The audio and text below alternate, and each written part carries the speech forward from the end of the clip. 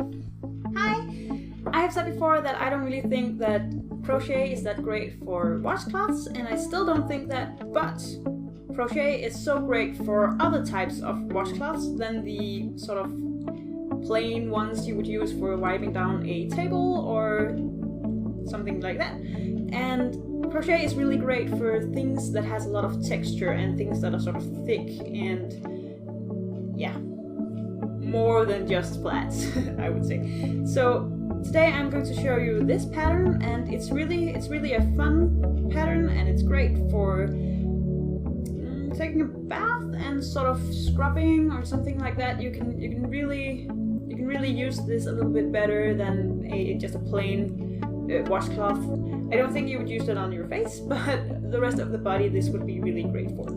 And it's a really textured pattern. First you do this grid here, and then afterwards you go in and you sort of flip it. So now you've done this, and then afterwards you flip it, and then you go into not the stitches but into and around.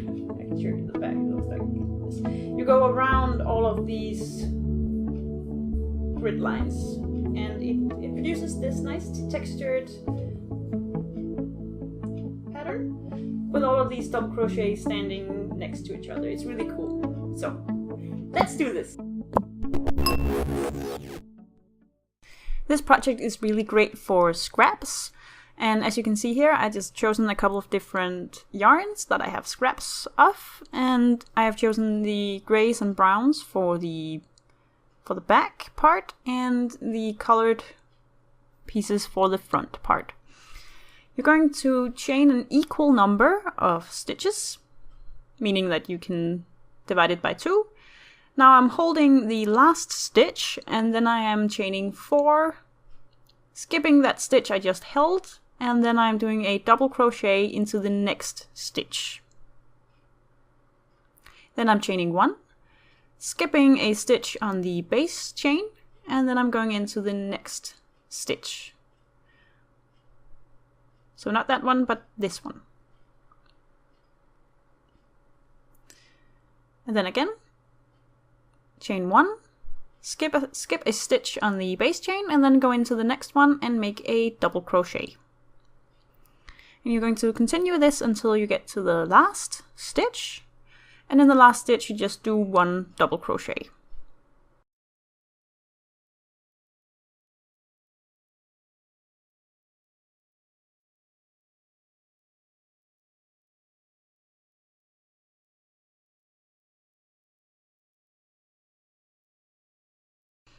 So in here, this is the last one. 1 double crochet, and do not chain 1 because that will mess up the number of chains on the other side. So turn the work and do 4, chain 4, and then you're going to go into the next double crochet on the previous row and do a double crochet, then chain 1, and do a double crochet on top of the previous double crochet. This will make the grid sort of straight, so that all of the lines going up are on top of each other, and all of the vertical lines, horizontal lines, are formed by our double crochets and the chain 1s. So you never want to work into the chain 1 space, because that will make our grid sort of wonky. When you get to the edge where there's a chain, go into the 3rd chain of the starting 4. Chain 4. So we're done with that now, and I'll just show you briefly. This is how we're going to work. I will show you in more detail, but just remember that you're going to go zigzag, zigzag, zigzag. To start with, do not start at the corner, but start at the next knot, I will say, the next. So I'll show you.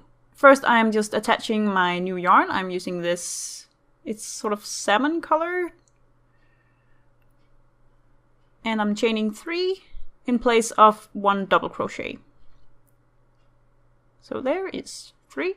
Now here you can see I'm not starting at the corner, I'm starting at the next sort of intersection. And then I am doing 2 double crochet on that edge. And then I'll switch to the other edge, just go across the corner there, and do 3 double crochet.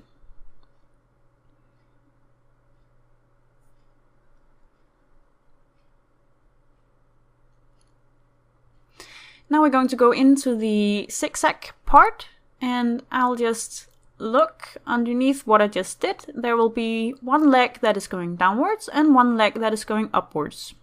So now I am doing 3 double crochet around the leg that is going down. So a zig, you would say. And then going up, you have the sag here. That sounds very wrong when I say it, but you understand what I mean, right? You're going in zigzag.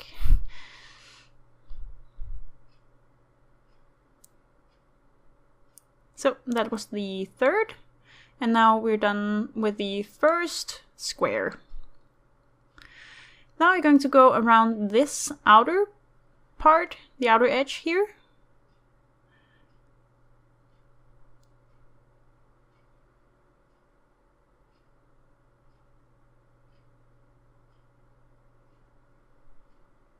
And just do 3 double crochet.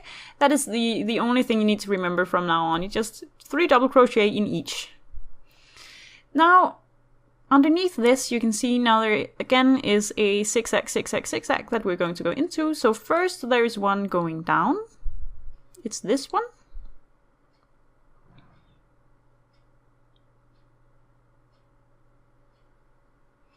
And then there's one going up towards what we just did on the previous row, which is this one.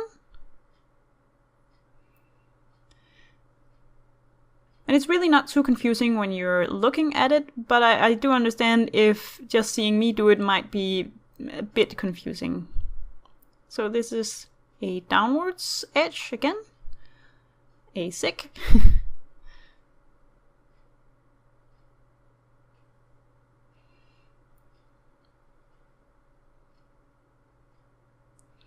And then there is an upwards, out towards the corner here. Now you will notice that with this method, we are missing an edge. The outermost edge of this one will not be worked because we cannot go upwards, we can only go downwards when we're at the edges. If we go upwards, we're going to put ourselves in a situation where we can't move anywhere. Basically, I know that makes it sound like a game, but it's not. But you will go down in this way, and therefore the edge between the 2 rows we just did is not going to be worked. Instead, we're going to jump to the next one in order to go downwards. Sorry.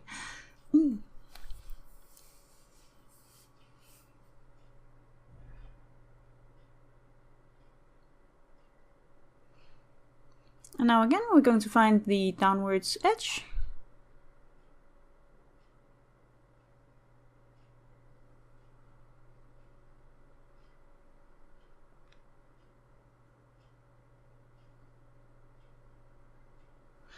Now I ran out of the salmon colored or the pink colored yarn, so I wanted to switch to another one, and I chose this blue-green one because it sort of looks like a sea thing. I don't know if you can tell, but I really think it looks like a sea sponge of some sort. To switch the colors, I am just making the last double crochet, and instead of finishing it with the pink yarn, the salmon colored yarn, I'm just finishing it with the blue-green yarn. And then I'm just continuing with 3 double crochet in the next one. Now here I just wanted to show you the very end of it. You can see I've also switched to first the really pink yarn, and then I've switched to white yarn. And now I'm at the other edge. And I just wanted to show you, because when we get up to the last part, you might have noticed when we did the beginning, we sort of did 6 double crochet on the same edge basically, because it's not that square. When we have the crocheted piece in front of us, it doesn't look that square. So in the last one here, you need to do 6 double crochet, or you need to do 3 on each edge if you can actually see that it's an edge. Basically, you need to finish this square, and you need to consider that this is a corner, even though it does not look like one. That's a very complicated way of saying just do the same thing to the last corner. So now this is done, and it's I really like the back of it too. Isn't that pretty? But really, the problem here is I wanted to use it as a scrubby of some kind, and you can't really do that now because it's so thick that you can't really grab it. So I wanted to do a piece on the back so I can put my hand through it. And I also need to weave in those edges. The remaining yarn, I need to weave in the ends. To make the back piece, I am chaining the same number that I did at the beginning. And I should say also that this is the size when you chain 20. And my single crochets are a little tighter than my double crochets, and therefore this piece is a little bit smaller than the actual washcloth, but that's not a problem. To attach it, I am just slipping it together. I'm slip stitching it together. So I'm going through my top piece, the bottom piece, then I'm grabbing a piece of yarn and pulling it through the one stitch that I have on the hook.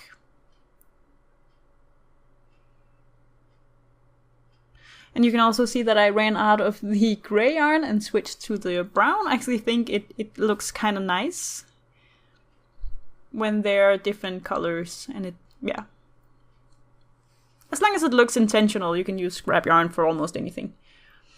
So now I'm done. I decided not to seam the top edge. You can do that, of course, if you want.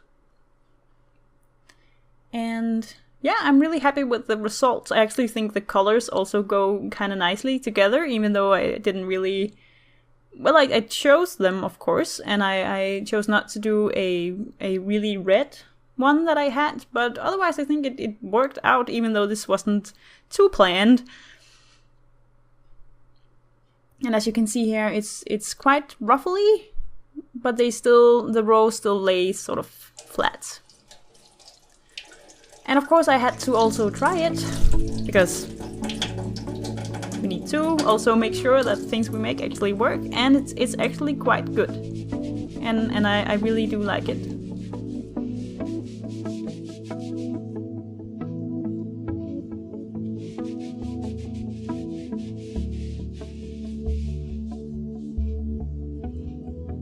Thank you so much for watching, and I hope to see you again next Friday.